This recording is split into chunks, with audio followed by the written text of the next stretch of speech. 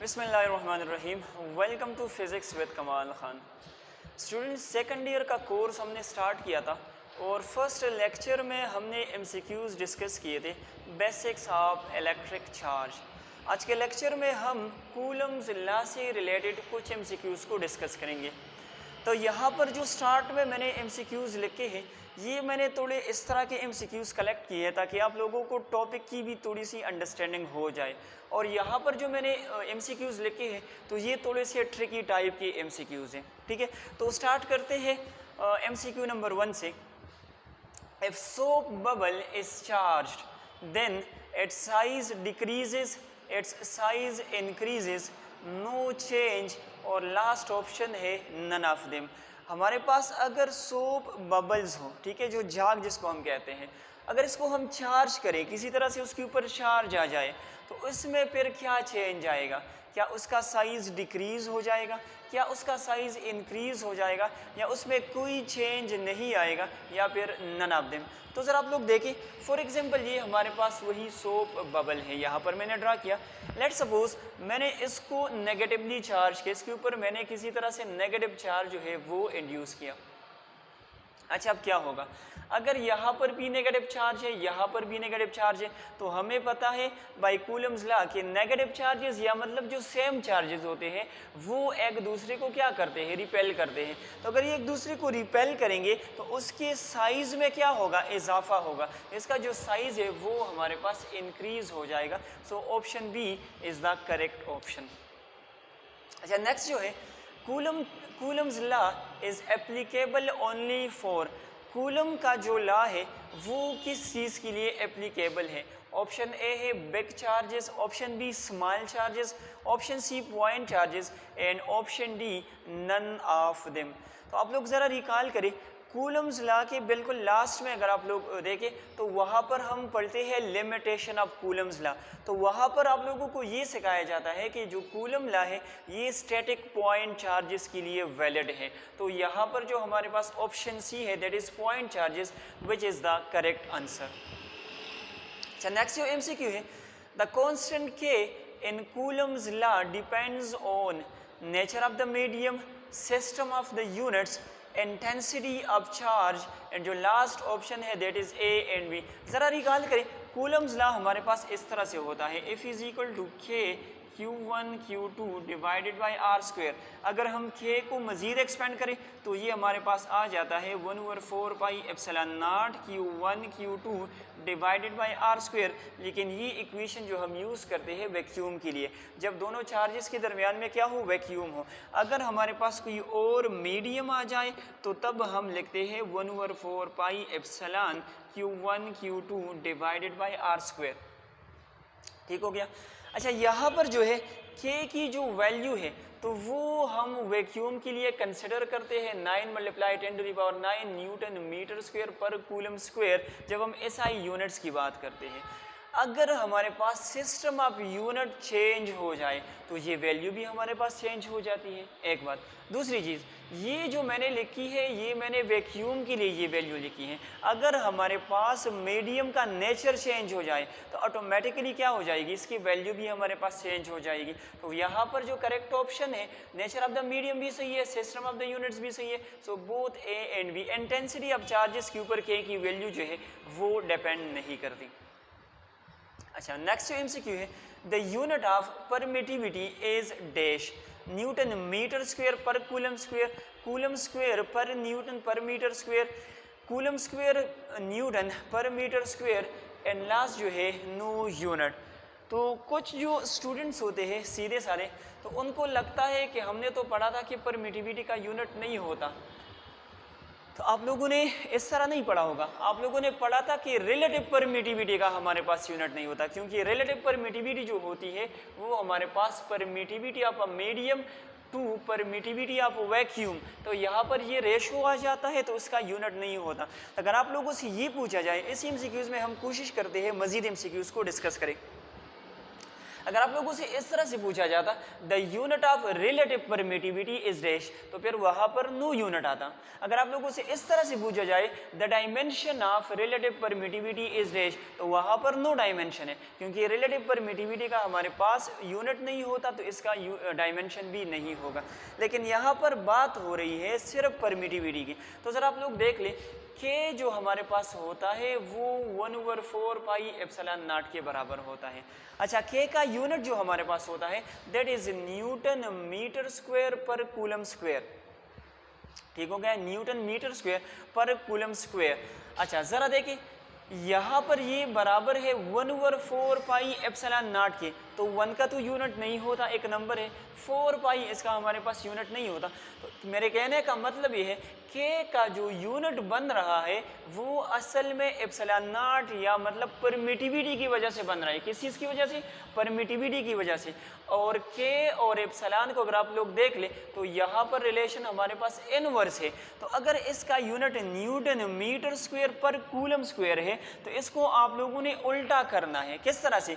यहाँ पर कूलम -2 है तो ये कूलम +2 बन जाएगा, यहाँ पर मीटर +2 है तो ये -2 बन जाएगा, यहाँ पर न्यूटन +1 है तो ये हमारे पास न्यूटन -1 बन जाएगा। तो इसका असल में मतलब ये हुआ coulomb square per newton per metre square. बात समझ में आ गई? तो यहाँ पर जो करेक्ट ऑप्शन है that is coulomb square per newton per metre square. This is the correct option, option B. ठीक हो गया। अच्छा बढ़ते हैं नेक्स्ट एमसीक्यू की तरफ जो कि है the force between two charges is 8 Newton. हमारे पास कोई भी दो चार्जेस है उनके दरमियान जो फोर्स है वो 8 न्यूटन है। Now place mica of relativity 4 between the charges. अब हमने क्या किया, इनके दरमियान में एक दूसरा मीडियम रखा जिसकी परमिटिविटी रिलेटिव परमिटिविटी हमारे पास कितनी है? 4 के बराबर है। इसके साथ हम यूनिट नहीं लगाते क्योंकि रिलेटिव परमिटिविटी का हमारे पास यूनिट नहीं होता। As a medium the force will then reduce to dash. अच्छा सर देखिए आप लोगों ने एक इक्वेशन पढ़ा था, अगर आप लोगों को याद ना हो तो चलिए मैं 2 स्टेप्स में इसको डिराइव भी कर लेता हूँ तो आपको थोड़ा सा मज़ीद क्लियर हो जाएगा। हमें पता है F इज इक्वल टू के Q1 Q2 divided by are square. अब अगर हम वैक्यूम की बात कर रहे हैं तो वहाँ पर ये बन जाता है F vacuum is equal to 1/4 pi epsilon naught Q1 Q2 divided by are square. ये हमारे पास आ जाता है वैक्यूम के लिए। ठीक हो गया। अगर हम किसी दूसरे मीडियम की बात कर रहे होते हैं तो फिर हमारे पास आ जाता है F medium that is equal to 1/4 pi epsilon Q1 Q2 divided by are square. इस तरह से आ जाता। और आप लोगों ने पढ़ा है ये जो एप्सिलॉन होता है ये इक्वल होता है epsilon not into epsilon R. कहाँ से हमें पता चला? रिलेटिव परमिटिविटी को ज़रा रिकॉल करें। रिलेटिव परमिटिविटी इक्वल होती है permittivity of a medium to permittivity of vacuum. इसको यहाँ शिफ्ट करें। So epsilon is equal to epsilon not into epsilon R. तो यहाँ पर पुट करिए एप्सिलॉन की बजाय F medium that is equal to 1/4 pi epsilon not epsilon R Q1 Q2 divided by are square. अच्छा अब ज़रा देखिए जिस चीज़ को मैं एनसर्कल कर रहा हूँ इसको ज़रा कंपेयर करें ऊपर वाले इक्वेशन के साथ। ज़रा देखिए 1/4 pi epsilon naught Q1 Q2 divided by are square. क्या ये F वैक्यूम के बराबर नहीं है? बिल्कुल बराबर है। तो force in the medium that will be equal to F vacuum divided by relative permittivity. ठीक हो गया। तो अगर आप लोगों से यहाँ पर पूछा जाए कि फोर्स कितना होगा तो आप लोगों को फिर चार्जेस की मैग्नीट्यूड या डिस्टेंस की ज़रूरत नहीं रहती, बल्कि आप लोग इसी फार्मूले से डायरेक्टली इसको फाइंड आउट कर सकते हो। तो आपको गिवन है वैक्यूम में इसके दरमियान जो फोर्स था वो 8 न्यूटन का था। जब हमने एक दूसरा मीडियम रखा जिसकी रिलेटिव परमिटिविटी हमारे पास 4 है तब इनके दरमियान में फोर्स जो होगा तो इसी फार्मूले से हम मालूम कर सकते हैं force will be equal to 8 newton force in the vacuum in case of vacuum 8 newton divided by relative permittivity which is 4। तो ये हमारे पास आ जाएगा 2 न्यूटन। तो कौन सा ऑप्शन है? Option A is the correct option, 2 Newton. ठीक हो गया। अच्छा बढ़ते हैं नेक्स्ट एमसीक्यू की तरफ which is if Q1 is 10 microcoulomb and Q2 is -5 microcoulomb and Q1 attracts to Q2 with 2 Newton force, then by what force Q2 will attract to Q1? ठीक है, आप लोग ज़रा गेस लगा ले कि आपके पास करेक्ट ऑप्शन कौन सा वाला होना चाहिए, फिर मैं यहाँ पर आप लोगों को समझाता हूँ। देखें, यहाँ पर हमारे पास है क्वेश्चन में जो हमसे पूछ रहे कि Q1 हमारे पास एक चार्ज है जिसका मैग्नीट्यूड 10 माइक्रोकूलम है, और Q2 हमारे पास एक दूसरा चार्ज है जिसका मैग्नीट्यूड -5 माइक्रोकूलम है। ठीक हो गया, दोनों के दरमियान में एक डिस्टेंस R होगा। अच्छा देखिए, क्वेश्चन में आप लोगों को कह रहे हैं कि इन दोनों के दरमियान में ये चूंकि प्लस है ये माइनस है तो फोर्स ऑफ अट्रैक्शन होगा। तो आप लोगों को बताया जा रहा है कि ये वाला जो चार्ज है Q1 जिसका मैग्नीट्यूड 10 माइक्रोकूलम है, ये इस दूसरे चार्ज को अट्रैक्ट करता है, दूसरे चार्ज के ऊपर फोर्स लगाता है। कितना? 2 न्यूटन का फोर्स लगा रहा है। ठीक है, तो आपसे ये पूछा जा रहा है कि ये चार्ज तो हमारे पास मैग्नीट्यूड में डबल है इस दूसरे वाले की, तो फिर ये वाला कितना फोर्स लगाएगा। ठीक है, तो आप लोगों के जहन में शायद ये बात आएगी कि इसका मैग्नीट्यूड चूंकि ज़्यादा है और इसका मैग्नीट्यूड इसके मुकाबले में क्या है, हाफ है, तो ये अगर 2 न्यूटन फोर्स लगा रहा है तो ये वाला इसके हाफ के बराबर फोर्स लगाना चाहिए इसको। अगर ये 2 न्यूटन है तो इसको जो है वो 1 न्यूटन का फोर्स लगाना चाहिए। ठीक है, तो बिल्कुल इस तरह नहीं है। ज़रा देखिए, एक तो आप लोग न्यूटन थर्ड से भी आप लोग आंसर कर सकते हो कि एक्शन का फोर्स और रिएक्शन का फोर्स जो है वो आपस में बराबर होते हैं। तो अगर ये 2 न्यूटन का फोर्स लगा रहा है तो ये वाला भी लाजमी तौर पर 2 न्यूटन का फोर्स ही लगाएगा। दूसरी जो कंसेप्ट है, जो कूलम फोर्स है, इसको असल में हम कहते हैं म्यूचुअल फोर्स। क्या कहते हैं? Mutual force. म्यूचुअल फोर्स का क्या मतलब है? म्यूचुअल फोर्स का मतलब ये है कि यहाँ पर जो 2 न्यूटन का फोर्स है तो ये 10 माइक्रोकूलम का नहीं है, ना ये 5 माइक्रोकूलम का है, बल्कि इन दोनों का है। ठीक है, इन दोनों का मजमूई फोर्स है। किस तरह से? अगर मैं इस 5 माइक्रोकूलम चार्ज को हटा दूँ तो क्या ये कोई फोर्स लगा सकेगा? इसका तो कोई फोर्स नहीं होगा। अगर मैं इस वाले को हटा दूं तो क्या ये कोई फोर्स लगा सकेगा? बिल्कुल नहीं। इनके दरमियान में फोर्स कब होगा? जब ये दोनों एक सर्टेन डिस्टेंस पर होंगे। तो असल में जो इलेक्ट्रोस्टैटिक फोर्स या जो कूलम फोर्स इनके दरमियान में प्रोड्यूस हो रहा है वो इन दोनों की वजह से प्रोड्यूस हो रहा है। तो इस वजह से हम इसको म्यूचुअल फोर्स कहते हैं। अगर इसका 2 न्यूटन है तो चूंकि म्यूचुअल फोर्स है तो इसका फोर्स भी 2 न्यूटन के बराबर ही होगा। दोनों जो है वो सेम फोर्स एक्सर्ट करेंगे, अप्लाई करेंगे। सो the correct option is 2 Newton. अच्छा, बढ़ते हैं नेक्स्ट एमसीक्यू की तरफ।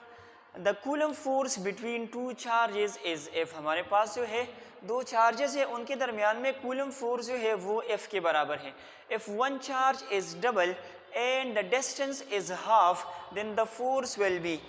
अगर एक चार्ज की मैग्नीट्यूड को हम डबल कर ले और इनके दरमियान में जो डिस्टेंस है उसको हम हाफ कर ले तो फिर जो है फोर्स का मैग्नीट्यूड हमारे पास क्या रह जाएगा? तो आपके जो ऑप्शन है 4 if divided by 4, 2f and option D जो है if डिवाइडेड बाई 2। तो ज़रा गेस करें आपके ख्याल में कौन सा वाला करेक्ट ऑप्शन होना चाहिए? एक चार्ज के मैग्नीट्यूड को हमने डबल किया है और जो डिस्टेंस इनके दरमियान में था उसको हमने हाफ किया हुआ है। तो ज़रा देखें, f इज इक्वल टू के Q1 Q2 divided by are square. ठीक हो गया। अब हमने क्या किया है, इस वाले को फॉर एग्जांपल जो Q1 था इसको मैंने 2Q1 के बराबर लिया और जो हमारे पास R था वो असल में किस चीज़ के बराबर हो गया? वो हाफ हमने कर लिया तो R डिवाइडेड बाई 2 बन गया। ठीक है, शायद अभी आप लोगों ने थोड़ा सा गेस किया होगा। चलिए सॉल्व करते हैं। तो इफ डैश जो है वो हमारे पास आ जाएगा के Q1 की जगह 2Q1, ठीक है, into Q2 divided by are square. तो क्या बन जाएगा? R divided by 2 into whole square. ठीक हो गया। अच्छा देखिए, यहाँ पर जो है ये क्या बन जाएगा? If dash is equal to 2K Q1 Q2 और यहाँ पर हमारे पास क्या आ जाएगा? R डिवाइडेड बाई 2, तो ये बन जाएगा R स्क्वेयर डिवाइडेड बाई 4। ठीक हो गया। अगर इसको मैं ऊपर शिफ्ट करूँ तो ये क्या बन जाएगा? If dash is equal to 2 multiply by 4, ये इस तरह हो जाएगा 4 divided by are square K Q1 Q2। तो ये if dash is equal to 8 यहाँ पर K Q1 Q2 divided by are square. तो ज़रा देखिए K Q2 divided by are square असल में फोर्स के बराबर है। So if dash is equal to 8 into K Q1 Q2 divided by are square. ठीक हो गया। अच्छा ये फोर्स के बराबर है, so F dash is equal to 8 time of the force. तो करेक्ट ऑप्शन जो हमारे पास है 4F। अच्छा ये वाला ऑप्शन तो हमने नहीं लिखा है, तो चलिए इसको मैं कर देता हूँ। ये मैंने 8F लिखना था लेकिन ये मैंने गलती से 2F लिखा है। So the correct option is 8F। ये हमारे पास कितना बन जाएगा, 8 time of the original force. ठीक हो गया। अच्छा लास्ट जो MCQ है आज के लेक्चर का, that is the ratio of electric forces between two protons to that between two electrons having the same distance between them is 10 to the power 4, 10 to the power 39, 10 to the power minus 18 and last जो है वो 1 के बराबर है। तो क्या लगता है आपको कौन सा वाला करेक्ट ऑप्शन होना चाहिए? क्योंकि प्रोटॉन का मास तो ज़्यादा है और इलेक्ट्रॉन का मास कम है। अगर आप लोग इस तरह से सोच रहे हो तो फिर आप लोग गलत सोच रहे हो, क्योंकि कूलम फोर्स जो है वो मास की वजह से नहीं, वो चार्ज की वजह से होता है। और हमें पता है अगर यहाँ पर लेट सपोज ये हमारे पास दो प्रोटॉन्स है, इनके दरमियान में एक डिस्टेंस है, इसी डिस्टेंस पर हमने क्या किया है, दो इलेक्ट्रॉन्स को रखा हुआ है। तो हमने क्या देखना होगा, अगर यहाँ पर मैंने फोर्स देखना हो F इज इक्वल टू के Q1 Q2 divided by are square, इसी तरह से अगर इसको मैं सिंप्लीफाई करूं सो के पी स्क्वायर पी मैंने प्रोटॉन के लिए लिखा हुआ है डिवाइडेड बाय आर स्क्वायर, बिल्कुल इसी तरह से F is equal to K into E square divided by R square. अब जरा देखिए के तो दोनों केसेस में सेम है, आर भी दोनों केसेस में सेम है। यहाँ पर प्रोटॉन का चार्ज है, यहाँ पर इलेक्ट्रॉन का चार्ज है। तो आप लोगों को पता है कि charge of proton is same to charge of electron. तो चूंकि चार्जेस भी हमारे पास सेम है तो दोनों के दरमियान में जो फोर्सेस होंगे वो हमारे पास क्या होंगे, सेम होंगे। तो ज़रा देखिए दोनों प्रोटॉन्स के दरमियान में जो फोर्स है वो भी F के बराबर है, इसी तरह से दोनों इलेक्ट्रॉन्स के दरमियान में जो फोर्स है तो वो भी हमारे पास F के बराबर है। तो ये दोनों कैंसिल हो जाएंगे, तो यहाँ पर रेशो हमारे पास क्या बन जाएगा, 1 के बराबर आ जाएगा।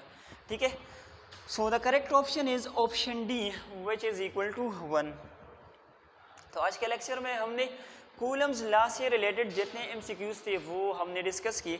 इंशाल्लाह नेक्स्ट लेक्चर में सेकंड ईयर का जो लेक्चर होगा उसमें इलेक्ट्रिक फील्ड और इलेक्ट्रिक फील्ड इंटेंसिटी से रिलेटेड MCQs को हम डिस्कस करेंगे। और साथ ही साथ इंशाल्लाह आज मैं दूसरा लेक्चर रिकॉर्ड करूँगा और उसमें जो चैप्टर 3 के MCQs है जो कि नम्स 2021 के टेस्ट में आए हैं, इंशाल्लाह उसको मैं आज डिस्कस करूँगा। तब तक के लिए अल्लाह हाफिज़।